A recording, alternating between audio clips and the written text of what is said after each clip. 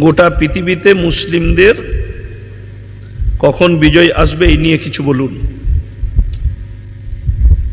আজকে গোটা middle east যুদ্ধর ঝুঁকিতে পড়ে গেছে, আর এই চিঙ্গেরিটা শুধু গাজা আর ফিলিস্তিনে থাকবে না, শুধু ইরান আর ইরাক আর লেবাননে থাকবে না, গোটা পৃথিবীতে ছড়াবে। রাসূল সাল্লাল্লাহু আলাইহি সাল্লামের হাদিস শুনে যান, খোরাসান থেকে একটা দল বের হবে। খোরাসান শব্দ হাদিসে যেটা এসছে ওটা হচ্ছে উঁচু নিচু পাহাড় পর্বত জায়গা, এবং তাদের কাছে অত্যাধুনিক অস্ত্র থাকবে, মারাত্মক অস্ত্র, আর তাদের সামনে পৃথিবীর আর কোনো শক্তি দাঁড়াতে পারবে না। ইশারাটা কোন দিকে যাচ্ছে দেখে দেন। আপনারা জানেন আগামীতে এই পৃথিবীতে যে পেট্রোল ডিজেল যেগুলো দেখতে পাচ্ছেন এগুলো বিলুপ্তর পথে চলে যাবে, শেষ হয়ে যাবে। তখন যে জিনিসটা পৃথিবীর মানুষ ব্যবহার করবে সেটার নাম হচ্ছে ক্যাথলিন। ক্যাথলিন বলে একটা পদার্থ আছে, সেটার দ্বারা গাড়ি ঘোড়া ব্যাটারি ইত্যাদি চলবে। আর সেই পুরো ম্যাটেরিয়ালসটা পুরো আফগানিস্তানের মাটির তলায় বিছানো আছে, বিশেষজ্ঞরা দেখে নিয়েছে। আগামীতে তারা সম্পদশালী দেশ হবে, আর উঁচু নিচু পাহাড় পর্বত ওই জায়গাতেই বেশি আছে পৃথিবীর মধ্যে। আফগানে খোরাসান বলা হয়েছে, খোরাসান শব্দ ওইখানে ইশারা করা হয়। নবীজি বললেন তাদের দল বের হবে, তারা যখন যুদ্ধ করতে শুরু করবে পৃথিবীর আর কোনো শক্তি তাদের সামনে দাঁড়াবে না, তারা ইসলামের ঝান্ডাটা আল আকসায় গাড়বে। হে মুসলমান, কিয়ামতের ময়দান হবে, ওই আল আকসার ময়দানটাই কিয়ামতের ময়দান, ফিলিস্তিনের ময়দানটাই হবে কিয়ামতের ময়দান। গোটা পৃথিবীর মানুষকে ওখানেই জড়ো করা হবে। মুসান্নাব ইবনে আবু শাইবার হাদিস, খুব সূক্ষ্মভাবে শুনবেন, চোখ দিয়ে পানি আসবে। নবীজি বললেন, হে আমার সাহাবীরা, গোটা পৃথিবীর যত মসজিদ আছে এগুলোতে মুসল্লিতে ভরে যাবে। জোরে বলুন সুবহানাল্লাহ। কিন্তু ইতস্ত বোধ করলেন। নবী সাহাবীরা বললেন, ইয়া রাসূলুল্লাহ, আপনি হাদিস বর্ণনা করলেন কিন্তু আপনি ইতস্ত বোধ কেন করলেন? নবীজি কি উত্তর দিলেন জানেন? হে আমার সাহাবীরা শোনো, সেই নামাজিরা হবে সুদখোর নামাজি। সুদখোর, বড় বড় অট্টালিকা বাড়ি বানাবে, শপিং মল বানাবে, সেই যুগে মুমিন কেউ থাকবে না। এটা মুসান্নাব ইবনে আবু শাইবার হাদিস। ট্রাম্পের বিজয়ে অভিনন্দন জানিয়েছে হাসিনা, এবং হাসিনা দাবি করেছে আমি এখনো বাংলাদেশের প্রধানমন্ত্রী আছি। এই বিষয়ে কিছু বলেন। পায়খানা জানেন? পায়খানা জানেন না? আচ্ছা, পায়খানাটা ওপর দিকটা শুকিয়ে গেলে পাক হবে? কথা বলেন না? পায়খানার দু পিঠটাই সমান না সমান লয়? তো পায়খানার দু পিঠটাই সমান, তো ওখানে ডোনাল্ড ট্রাম্প বসুক আর আপনার বাইডেন বসুক, আর যেই বসবে গুয়ের দু পিঠটাই সমান, সবগুলোই না পা, ভালো একটাও নাই। তো যেই বসুক জেনে রেখে দিবেন কিয়ামতের আলামতগুলো প্রকাশ পাচ্ছে আস্তে আস্তে। আমেরিকা খুব তাড়াতাড়ি ক্ষমতাচ্যুত হবে। রাশিয়া এবং চায়না উঠে পড়ে লেগেছে নিজেদের হাতে ক্ষমতা লিবার পৃথিবীর। আপনারা কি মনে করছেন চায়না খুব ভালো, মুসলিম দেশকে সাপোর্ট করছে বলে? না, চায়না ওদের থেকেও ডেঞ্জার। উইঘুরের মুসলমানদের উপরে চায়না যে অত্যাচার করে আপনারা অনুভব করতে পারবেন না। চায়নাতে কেউ যদি রোজা রাখে তার মুখেতে শুয়োরের মাংস ভরে দেয়, কেউ যদি নামাজ পড়ে তাকে জেলে নিয়ে গিয়ে পিটায়, কেউ যদি দাড়ি রাখে তার দাড়িগুলো কেটে দেয়, কোরআন পড়লে লাথি মারে, প্রচুর অত্যাচার করে চায়না মুসলিমদের উপরে। ওই জন্য চীনকে আপনারা কেউ ভালো মনে করবেন না। আর পৃথিবীতে যতটা নোংরামি ছড়িয়েছে, এই সমকামী, এই ব্যভিচার, এর মধ্যে 3 ভাগ হাত আছে চায়নার। সব থেকে বেশি দেহ ব্যবসায়ী হচ্ছে নেপাল, চায়না, উত্তর কোরিয়া, দক্ষিণ কোরিয়ার মেয়েরা, এরা সব থেকে বেশি দেহ ব্যবসা করে। আর হাসিনা যে স্বপ্ন দেখছে, ওর স্বপ্নই দেখা হবে। আপনি ভারতে আছেন, ভারতেই থাকুন, ভালো আছেন। বাংলাদেশে গেলে আপনার জন্য আয়নাঘর রেডি রেখেছে। বাংলাদেশের বিশ্ব ইজতেমায় দুই গ্রুপের মারামারি নিয়ে কিছু বলুন। আলেমদের মধ্যে ইখতিলাফ দেখবেন। আমি বীরভূম জেলায় এক জায়গায় জলসায় গিয়েছিলাম, তো আমাকে প্রশ্ন দিয়েছে যে কোন দল, জামাতের কোন দলটাকে ঢুকতে দেবো। আমি তাদেরকে উত্তর দিয়েছি যে এ যদি বলে ওকে ঢুকতে দাও না, তো একে আগে মারবি, আর ও যদি বলে ওকে ঢুকতে দাও না, তো ওকেও মারবি। সব থেকে দুঃখ যারা এই দল করছে, বাটোয়ারা করছে, দুঃখটা হচ্ছে আগের ইজতেমায় 11 জন মার্ডার হয়ে গিয়েছিল মুসলমানের হাত দিয়ে বাংলাদেশে, 11 জন। এখন একটা জিনিস মাথায় রাখতে হবে, দিনের দায়ী, দিনের দাওয়াত আমাদের সমাজের লোকের তবলিগ বুঝে আসেনি। তবলিগ অনেকজন মনে করেছে তবলিগটা আমার বাপের, না, তুমি তবলিগের, তবলিগটা তোমার বাপের লয়। সাদ সাহেব যদি মনে করে তবলিগটা আমার বাপের, তাইলে জানবেন গুমরাহির মধ্যে আছে। তবলিগটা তোমার বাপের লয়, তুমি তবলিগের। তবলিগটা প্রত্যেকটা মানুষের জন্য প্রযোজ্য। আপনাকে বাইরে যেতে হবে কোনো মানে নেই তো। আপনি বাড়ি থেকে বেরিয়েছেন, মসজিদে যাবেন, মাচার ওপরে কিংবা রাস্তায় দুটো মুসলিম ছেলে বসে আছে, নামাজ পড়ে না, তাকে বললেন ভাই নামাজ পড়িস না কেন, যা গোসল করে নামাজ পড়বি, উজু করে যা, কাপড় পরে আয়, তবলিগ হয়ে গেল। বুঝতে পেরেছেন না পারেননি? আপনাকে আপনি বলছেন, যেমন আমাকে এক জায়গায় প্রশ্ন দিয়েছিল, হুজুর আমি রিক্সা চালিয়ে খাই, তো আমাকে একজন বলেছে এক চেল্লা দিবি, চল, খাবার ব্যবস্থা আল্লাহ করে দিবে, সংসার আল্লাহ চালিয়ে দিবে। যে মসজিদে, শুনেলেন হাদিসটা, যে মসজিদে শুয়ে থাকে, যদি বলে আমি খালি আল্লাহ আল্লাহ করি মসজিদের ভেতরে আর নামাজ পড়ি, সংসার আল্লাহ চালাই, তার নাম চোর। তার নাম কি বললাম? চোর। কখনো নয়, এটা তবলিগ নয়, তুমি গুমরা। আপনাকে বলতে হবে দাদা আমি সকালবেলায় বাগনানে আলু বেচতে যাই, দিয়ে জোহরের আগে চলে আসি, 5 ওয়াক্তের নামাজ পড়ি, আল্লাহ আমাকে হালাল রুজি দেয়, চালিয়ে দিচ্ছে, তুমি মুমিন পাক্কা। যদি বলে আমি কিচ্ছু করি না, আল্লাহ আমার সংসার চালায়, জানবেন আপনি গুমরাহির পথে আছেন। ওই জন্যে আপনার কাছে পয়সা নেই, আপনি বললেন আল্লাহ আমার সংসার চালাবে, আপনি রিক্সা চালিয়ে খান, লোকের বাড়িতে কাজ করেন, আপনাকে কেউ বলে দিল যাও এক চেল্লাই চলে যাও, আল্লাহ খাওয়াবে। হ্যাঁ আপনি যেতে পারবেন। যে আপনাকে বলছে, যে জিম্মেদার বলছে চলুন, তাকে বলবেন স্যার আমি অবশ্যই যাব, কিন্তু আমার সংসার, আমি যে 40 দিন থাকবো না, 40 দিনে প্রত্যেক দিন 200 করে 8,000 টাকা আমার সংসারে আমার স্ত্রীর জন্য দিয়ে দেন, মোটমাট 10,000 দেন, ডাক্তার পানিও আছে। আপনি যান, তারপরে বাকি খরচাটা উদেক, আপনি যান। আমি ইয়াসিন, আমি শুয়ে শুয়ে পেনশন পাই। কথাটা বুঝতে পারেননি? আমি সরকারি চাকরি করতাম, রিটায়ার্ড হয়েছি, আমার অ্যাকাউন্টে প্রতি মাসে 30,000 টাকা পেনশন ঢুকে, তো আমি জিন্দেগিভর তবলিগে গেলেও আমার অসুবিধা হবে? অসুবিধা হবে না তো? এটিএম কার্ডটা খালি বইয়ের কাছে রেখে যাওয়া, টাকা তুলবে তুমি খাবে, অসুবিধা নেই, আমি ওইদিকে রেখে নিচ্ছি।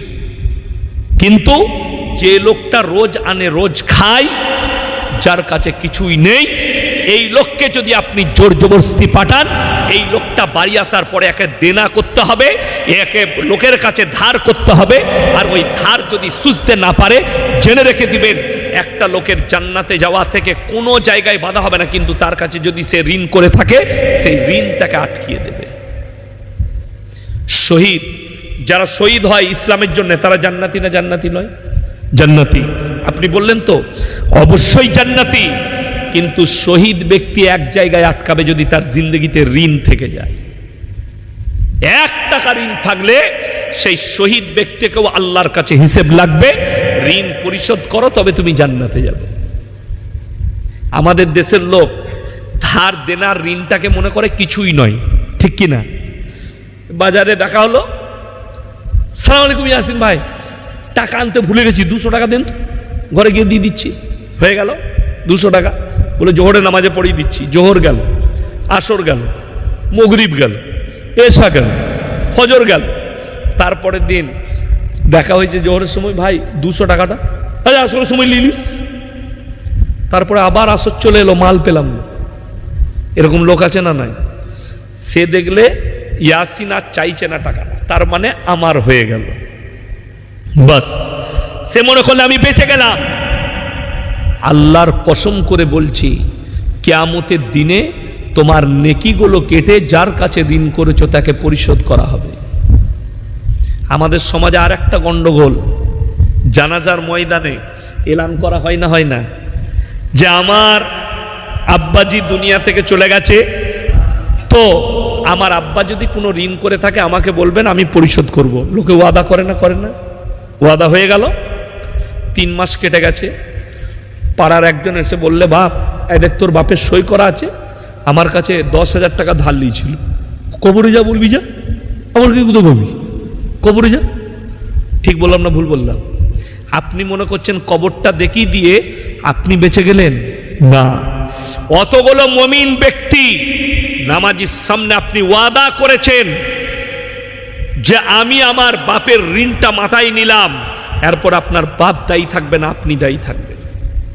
তা না হলে বলে দেন জানাজার নামাজে দাঁড়িয়ে, ভাই আমি অক্ষম, আমার আব্বাকে আপনারা ক্ষমা করে দিবেন, কারুর কাছে কোনো টাকা পেয়ে থাকবে, আপনি বেঁচে যাবেন, কোনো অসুবিধা নেই, আপনি মুক্তি হয়ে গেলেন। যে আমি নিতে পারলাম না, আপনারা মুমিন ব্যক্তি হিসাবে আমার আব্বাকে ক্ষমা করে দিবেন, কাজ মিটে গেল। কিন্তু আমাদের মুসলমানরা সব জায়গায় খালি মুরুলি করে বড় হব, তারপরে যা করার তো নিজে আমল করব। এইটা হচ্ছে মুসলমানদের দোষ। আমি মালদা ডিস্ট্রিক্টে 2 বছর আগে জলসা করতে গেছি। দুঃখটা কোথায় জানেন?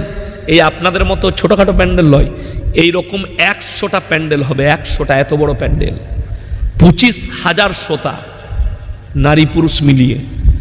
আর এইরকম স্টেজ মনে হয় এটা সমান 10টা করে, এক একটা স্টেজ 3টে স্টেজ করেছিল। তো আমি মধ্যখানে বসে আছি, আমার বায়ান শুরু হবে 9টা থেকে 11টা টাইম। তো বললে, হুজুর আপনি একটু বসুন, 4টা বিয়ে পড়ানো হবে। আলহামদুলিল্লাহ, বিয়ে পড়াও। বিয়ে পড়াচ্ছে, ইমামরা এলো, ছেলেগুলোকে নিয়ে, বিসমিল্লাহ। দেলমোহর 80,000 টাকা, 79,800 টাকা ধার, 200 টাকা নগদ। আমি সালা ধারে বউ পাওয়া যাচ্ছে, অবাক। আমি স্টেজ শুরু করলাম, খুতবা পড়িনি। আমি বললাম, বাবাজিরা আমি তো বর্ধমান জেলা থেকে এসেছি, আমি সেদিনে ট্রেনে গিয়েছিলাম, তো আমার কাছে আমি বাড়ি থেকে 800 টাকা নিয়ে বেরিয়েছিলাম, 200 টাকা ট্রেনে খেয়েছি, 600 টাকা আছে। আর ইসলামে 4টা বিয়ে করা যায় যাচ্ছে, ঘরে আমার একটা বউ আছে, আর 600 টাকায় 3টে বউ নিয়ে যাব ধারে। তারা আমার কথা আঁচ করেছে। অবাক হবেন, যিনি পৃথিবীর শ্রেষ্ঠ ব্যক্তি নবী করিম সাল্লাল্লাহু আলাইহি সাল্লাম নিজের মেয়ের বিয়ে দিচ্ছেন, নগদ জামা বিক্রি করতে হয়েছে যুদ্ধের হযরতে আলীকে, তবে নবীজি নিকাহ দিচ্ছেন।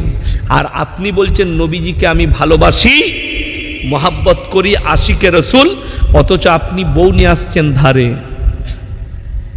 আপনি আল্লাহকে কি জবাব দিবেন নিজে ভাবুন। অনেকজন, এরপর বলে দিই, কেউ শরীয়ত জানে না, ভুলবশত 10,000 টাকা দেলমোহর করে দিয়েছে, কিন্তু তার কাছে পয়সা নেই, আছে 5,000 টাকা। আপনি তাকে 5,000 টাকাই দেন, আর স্ত্রীকে বলুন আমি ইনকাম করে তোমাকে বাকি 5,000 টাকা পরিশোধ করে দেবো। আর স্ত্রী যদি ওই পজিশনে বলে, না তুমি আমার জানের সদর, তোমাকে পয়সা লাগবে না, ওটা আমি ক্ষমা করে দিলাম, আপনি নির্দ্বিধায় গ্রহণ করতে পারেন। আর যদি ওই 5,000 টাকাটাও এটাও আপনি রেখে দেন, আপনাকে আমি দিলাম খরচা করার লেগে, আপনি নির্দ্বিধায় খরচ করুন। সে দান করে দিতে পারে, সে বিলিয়ে দিতে পারে, সে আপনার খরচ করতে পারে, মা বাবাকে দিতে পারে, শ্বশুর শাশুড়িকে দিতে পারে, সেটা তার ইখতিয়ার। কিন্তু উচিত হচ্ছে নগদ মিটিয়ে দাও। আমাদের দেশে আছে, বইয়ের কাছে ক্ষমা চেয়ে নিবে, দিয়ে লোককে দেখানোর লেগে 2 লাখ টাকা দেলমোহর, বুড়োটাই ধারে, যা বুঝে কর। কে বলল? 5,000 টাকা দেন কিন্তু নগদ। শিখে যান আমার কাছে, এটা হাদিস। কম দেন কিন্তু নগদ দেন। কে বললে 10 লাখ দিতে হবে? আপনার স্ট্যাটাস আছে? লগদ দেন 10 লাখ, কত বড় বাপের বেটা দেখি। লগদ দেন 5 লাখ। ধারে যদি বলেন তাহলে তো আমরা মৌলবীরা 1 কোটি করতে পারি। আমাদের বিয়েতে আমরা 1 কোটি করতে পারি না মৌলবীরা? যে বউকে বলবো ক্ষমা করে দাও, তো দিতে পারবো না।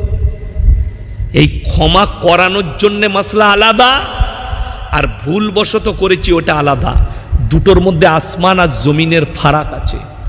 ওই জন্য অনুরোধ করছি সবাই কোরআন হাদিসের সঙ্গে সম্পর্ক রাখবো। জোরে বলুন ইনশাআল্লাহ। ইসলামের সঙ্গে সম্পর্ক রাখবো। মা বোনের দিকে পর্দায় নিয়ে আসুন। আজকে আমরা পর্দা ছেড়ে বেরিয়ে গেলাম, পরকিয়া এসে জুড়ে গেলাম, পরকিয়া আমাদেরকে অ্যাটাক করে ফেললো। আচ্ছা, রসুল সাল্লাল্লাহু আলাইহি সাল্লাম মদিনায় শুয়ে আছেন না নাই? হাজী সাহেবকে জিজ্ঞেস করবেন কটা চাদর চড়িয়ে এসছে।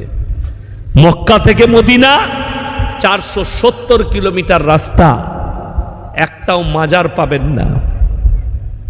উহুদের প্রান্তরে ব্যারিকেড দিয়ে ঘেরা আছে, 70 জন সাহাবীর কবর। যুদ্ধে প্রাণহানি হয়েছে, তাদের মধ্যে একজন শুয়ে আছেন নবীজির চাচা যান হযরতে আমিরে হামজা রাদিয়াল্লাহু তাআলা আনহু। জিনার বুকটা চিরে যুদ্ধের ময়দানে কলিজা থটটা বার করে চিবিয়ে খেয়েছিল, তার নাম হিন্দা। তিনি শুয়ে আছেন। ইনাদের কারুর মাজার হলো না। আমার বাড়ি থেকে আপনার এখানে আসতে 160 কিলোমিটার রাস্তা, 160,000-এর বেশি মাজার আছে। আপনি আমার বর্তমানে আমার গাড়িতে চেপে চলুন, আমি ইয়াসিন যদি মিথ্যা কথা বলে থাকি সকালে প্রমাণ দেবো। আমার এলাকায় গেলাম, একদল বলছে ওরস করবো, আর একদল বলছে করতে দেবো না। যে করতে দিবে না সে বলছে জায়গাটা আমার, আমি করতে দেবো না। আমি বললাম বাবা, তোমার এই কবরে যে শুয়ে আছে তাকে জিজ্ঞেস করলাম প্রথমে, আপনারা বলুন ইসলাম সত্যের উপরে টিকে আছে না মিথ্যার উপরে? কথা বলে না? সত্যের উপরে। তাকে আমি বললাম আপনার এই মাজারে কোন আল্লাহর ওলি শুয়ে আছেন? বললে হুজুর কোনো ওলি নাই, আমি পাথর চাবড়ি থেকে মাটি এনে মাজারটা করেছি। খবরটা মিথ্যা না সত্য? মিথ্যা।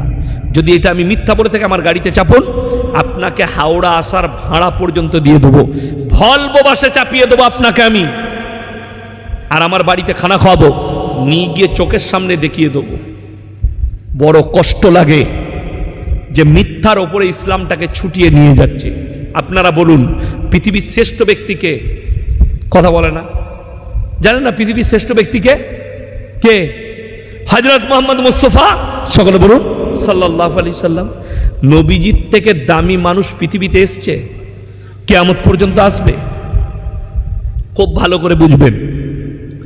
বড় পীর আব্দুল কাদের জিলানী রহমতুল্লাহ আলাইহি জবরদস্ত আল্লাহর জবরদস্ত ফকির। আপনাকে আমি বয়ান শোনাবো। একজন অমুসলিম ভাই টোল করেছে বয়ানটায়। কে করছে? উত্তরপ্রদেশের একজন আমাদের মতো মৌলবি, উঁচু টুপি পরে আছে, জানি না সে কোথা থেকে মৌলবি পাস করেছে। সে বয়ান করছে কি বলে, যে এক ऐसा দৌর থা, এমন একটা জামানা ছিল, বড় পীর আব্দুল কাদের জিলানী রহমতুল্লাহ আলাইহির নাম বিনা উজুতে নিলে মানুষ মারা যেত। এইটা কতটা সত্য এটা যাচাই করব। আপনি যে কোনো মৌলবীকে ডেকে নিয়ে আসুন, আপনাদের আশা করি বেশিরভাগ লোকের উজু নাই। ঠিক বললাম না ভুল বললাম? আছে? বেশিরভাগ লোকের নাই। সবাই আমার সঙ্গে কালমাটা পড়ুন তো, লা ইলাহা ইল্লাল্লাহ মুহাম্মাদুর রাসূলুল্লাহ। আচ্ছা, কেউ মারা গেল, উজু নাই যার, সে মরল? নবীজি পৃথিবীর দামি লোক, বিনা উজুতে তিনার নাম নিলে মানুষ মরে না, অথচ বড় পীরের নাম নিলে মানুষ মরে যায়। বুঝতে পারছেন মানুষকে কিভাবে ধোকা দিচ্ছে আর ইসলামটাকে কিভাবে গল্প বানাচ্ছে এরা? এইটাই হচ্ছে মিথ্যাচার। আজকে যদি বড় পীর আব্দুল কাদের জিলানী রহমতুল্লাহ আলাইহি জীবিত থাকতেন, এই হারামখোরগুলোকে কাফের বলে ফতোয়া দিত যে মিথ্যাচার করছে আমার নামে।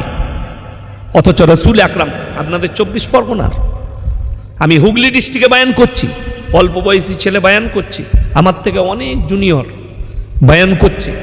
আমি স্টেজে গিয়ে তাকে ধরলাম, কি বয়ান করছে জানেন? ভাইয়েরা, মায়েরা, বোনেরা, বড় পীর আব্দুল কাদের জিলানী রহমতুল্লাহ আলাই তিনি খানা খেতে বসেছেন দস্তরখানে, দেশি মুরগি দিয়ে ভাত খাচ্ছেন বাবাজিরা। কিন্তু তিনার মুরিদ জিজ্ঞেস করছেন, বাবা আপনি মাংসগুলো খাচ্ছেন আর হাড্ডিগুলো একদিকে রাখছেন কেন? তিনি বললেন, হে আমার মুরিদরা শোনো, আমি যে মুরগিটা খাচ্ছি বড় পীর আব্দুল কাদের জিলানী আমি আবার ওই মুরগিটাকে জীবিত করার ক্ষমতা রাখি।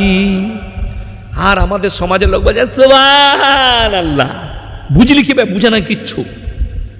সুবহানাল্লাহ বলে দিলে যা বুঝে করগা, ও যে কথাটা গিয়ে কোথায় লাগাচ্ছে এটা জানে না। আপনারা ইমানদারির সঙ্গে বলুন, বড় পীরের পাওয়ার বেশি না রসুলের পাওয়ার বেশি? রসুলের পাওয়ার বেশি। কোন মৌলবি যদি আমাকে একটা জাল হাদিসও দেখাতে পারে যে আল্লাহর হাবিব সাল্লাল্লাহু আলাইহি সাল্লাম দুম্বার মাংস খেয়েছেন, দুম্বাটাকে জীবিত করেছেন, উট খেয়েছেন, উটের মাংস খেয়েছেন, উটটাকে জীবিত করেছেন, বকরি খেয়েছেন, বকরিটাকে জীবিত করেছেন, কেউ যদি জাল হাদিস দেখিয়ে দেয় আমি আর সমাজের বুকে বক্তব্য দেব না। এই বক্তব্য দেওয়ার কারণে এই মৌলবীর ইমানটা চলে গেছে, একে কালমা পড়ে মুসলমান হতে হবে। এই আকীদার কারণে আজকে যদি বড় পীর জিন্দা থাকতেন এদিকে কাফের বলে ফতোয়া দিত। এত বড় অপবাদ বড় পীর আব্দুল কাদের জিলানী রহমতুল্লাহ আলাইহির নামে তোমার জানা নেই? তিনার আখলাক আর চরিত্র বর্ণনা করো, মানুষের কাছে মিথ্যাচার করো না। এক অমুসলিম ভাই লিখেছে যে আরে এদের মৌলবীরা বলে আমাদের ধর্মটা কাল্পনিক, তো এদের তো বেশি কাল্পনিক গল্পই ভরা। কথাটা বুঝতে পেরেছেন না পারেননি? বলছে এদেরটা বেশি গল্পতে ভরা। ওই জন্যে মুসলমান ভাই আপনি যেটাকে করবেন আগে জানবেন নবীজি আপে থাকবে, ডাউনে নয়। ঠিক কিনা কথা বলেন? নবীজি আপে থাকবে, ডাউনে নয়। আপনারা অনেক বয়ান শুনেছেন, আমাদের সমাজে চর্চা হয় একটা গল্প, বক্তারা বলে থাকে প্রায়, মানে ইলম কালাম নাই বলে এই গল্পগুলো বলে। বাবাজিরাম, একজন ফকির তার জঙ্গলে বাস করে, আর একজন মানুষ তার বাচ্চা হচ্ছে না। সে গিয়ে হযরতে মুসা নবীকে বললেন, মুসা নবী আমার বাচ্চা হচ্ছে না, তুমি আল্লাহকে বলে দাও। আল্লাহকে বলে দিলেন আমার বাচ্চা হবে। মুসা নবী আল্লাহকে বললেন, আল্লাহ এদিকে বাচ্চা দাও। আল্লাহ বললে ওকে বলে দাও ওদের কোনো বাচ্চা হবে না। হয়ে গেল। এরপরে মুসা নবী বলে দিলেন বাচ্চা হবে না। সেই ব্যক্তিরা ঘুরতে ঘুরতে ঘুরতে জঙ্গলে সেই ভিখারির কাছে, ভিক্ষুকের কাছে গেছে। তাকে গিয়ে বলল, বাবা আমাদের বাচ্চা হচ্ছে না। সেই ভিক্ষুক বললে, আমি আল্লাহকে বলে দিয়েছি যা তোদের বাচ্চা হবে, আর তাদের বাচ্চা হয়ে গেল। এই যে গল্পটা গাঁজাখড়ি গল্প, নবীরা কখনো ফকিরের থেকে ডাউন হবে? কথা বলে না? ডাউন হবে। ঈসা নবী, মুসা নবী পয়গম্বর মাসুম, আর হাদিসে আছে, কোরআনে আছে, নবীরা যে কথাটা বলতেন আল্লাহ লাকির টেনে দিতেন আসমানে। যেটা বলেছেন আল্লাহ লাকির টেনে দিয়েছেন। অথচ এই গল্পর মধ্যে ফকিরকে কেন? তারপরে গল্পটা শুনেন, শেষ হয় নাই। মুসা নবী আল্লাহকে বললেন, আল্লাহ তুমি বললে এদের বাচ্চা হবে না, অথচ এই লোকটা বলল আর তাদের বাচ্চা হয়ে গেল। আল্লাহ বললে, মুসা তুমি তোমার শরীর থেকে এক টুকরো মাংস কেটে এনো। মুসা নবী পারেনি, সেই ফকির নিজের শরীর থেকে মাংস কেটে এনে দিয়েছে। এটা কত বড় দুর্নীতিমূলক এবং নবীকে ছোট করা কথা জানেন?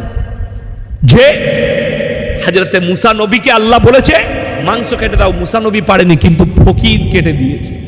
ফকিরকে আপ, নবীকে ডাউন। এই যে গাঁজাখুরি গল্প, এই মৌলবীরা ফেরে পড়বে কিয়ামতের দিনে। ইসলামটাকে গল্প বানিয়ে রেখে দিয়েছে না, ইসলাম সত্যের উপরে টিকে আছে। কোরআনের দাওয়াত দাও, হাদিসের দাওয়াত দাও, রসুলের সত্য ঘটনাগুলো মানুষের কাছে বলো, সাহাবীদের ঘটনাগুলো বলো। আল্লাহর হাবিব সাল্লাল্লাহু আলাইহি সাল্লাম সাহাবীদিকে কলমা পড়িয়েছেন, সাহাবীরা ইমানের উপরে টিকেছে। এখন মুসলমান শুনেলেন, কিয়ামতের আলামতের মধ্যে একটা আলামত হচ্ছে যে কিছু লোক এমন শেষ জামানায় কিয়ামতের পূর্বে এমন এমন হুজুর বের হবে যাদের দ্বারা ইসলাম বিকৃত হবে, তারাই হবে কিয়ামতের দিনের আল্লাহর কাছে জাহান্নামের প্রথম খোরাক। বিসমিল্লাহ। বাংলাদেশের একজন আলোচক আছে, তার নাম হচ্ছে আবরারুল হক আসিফ। সুন্দর আলোচনা করে, আপনারা মোবাইলে দেখেছেন। এই ছেলে জিনা করার প্রমোট করছে। এই বক্তা একে লোকরা আলেম মনে করছে, কোরআন হাদিসের ব্যাখ্যাকারী মনে করছে, অথচ এর মধ্যে কি ইলম আছে জানি না, কিন্তু একদম পাক্কা শয়তান। কিয়ামতের দিনে পাকড়াও হবে। সমাজের যুবক দিকে সে অবদ্ধ করছে, উদ্বুদ্ধ করে তুলছে। শোনো, রাস্তাঘাটে যদি কোনো মেয়েটা তোমার পছন্দ হয়, তাকে প্রপোজ করে দাও, তাকে বলো আমি তোমাকে ভালোবাসি, তোমাকে ভালো লাগে। এই কথাটাই শরীয়তে হারাম কথা, এই পদ্ধতিটাই ইসলামে হারাম। আর আমি আপনাদেরকে বলে যাচ্ছি, হে যুবক, শরীয়তি পদ্ধতি, নবীজি সুন্নতের পদ্ধতি হচ্ছে, কোনো মেয়ে যদি পছন্দ হয়, তুমি তার বাড়িতে রিস্তা পাঠাও, অমুককে গিয়ে বলো অমুকের ছেলে তার মেয়েকে পছন্দ করে, বিয়ে দিবে কি? খুব ভালো লাগে, পছন্দ হয়েছে, যদি বিয়ে দেয় তাহলে বিবাহ হবে। হলে হলো, না হলে না হলো। মেয়ের বাপ বলে দিলে হবে না, দেবো না, চলে গেল। যদি বলেন হাদিসের দলিল দেন। নবী করিম সাল্লাল্লাহু আলাইহি সাল্লাম, জোরে বলুন সাল্লাল্লাহু আলাইহি ওয়াসাল্লাম, আল্লাহর নবীর মেয়ে হযরতে ফাতেমাতুজ জাহরা রাদিয়াল্লাহু তাআলা আনহা, তিনার বিবাহ কার সাথে হয়েছিল? হযরতে আলী রাদিয়াল্লাহু তাআলা আনহুর সঙ্গে। কিন্তু জানেন, তার পূর্বে বিবাহের প্রস্তাব যিনি দিয়েছিলেন তিনি কে? তিনি হচ্ছেন হযরতে উসমানে গনি রাদিয়াল্লাহু তাআলা। তিনি নবীজিকে বললেন, ইয়া রাসূলুল্লাহ, আমি আপনার মেয়েকে বিয়ে করতে চাই, আপনার মেয়েকে আমি বিবাহ করতে চাই। নবীজি বললেন, হে উসমানে গনি, তুমি ফাতেমার থেকেও সুন্দর বিবি পাবে, ফাতেমা তোমার থেকেও সুন্দর স্বামী পাবে। এটা ছিল নবীজির উত্তর। হযরতে আলীকে বললে, আলী তুমি যাও, দেলমোহর নিয়ে এসো, তোমার সঙ্গে নিকাহ দেওয়া হবে ফাতেমার। হযরতে আলীর কাছে টাকা ছিল না।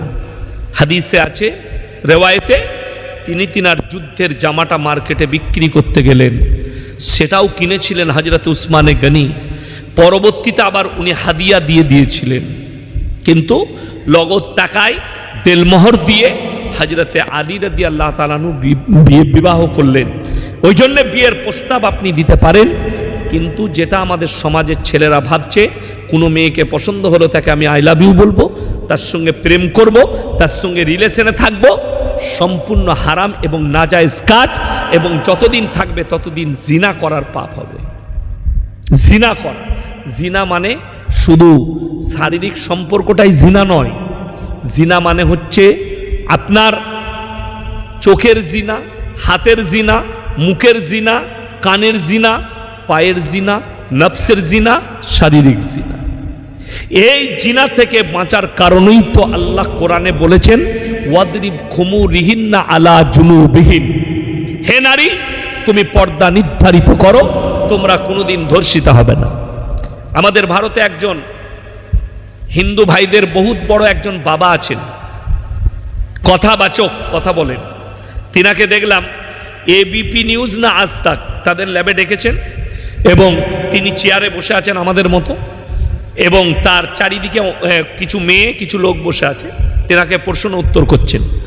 তো উনি কোনো একটা বক্তব্যে বলেছেন, আমরা যেমন জলসা করি, কোরআন হাদিস বলছি, তো উনি নিজের ধর্ম বুঝান, হিন্দু ধর্ম সম্পর্কে বলেন।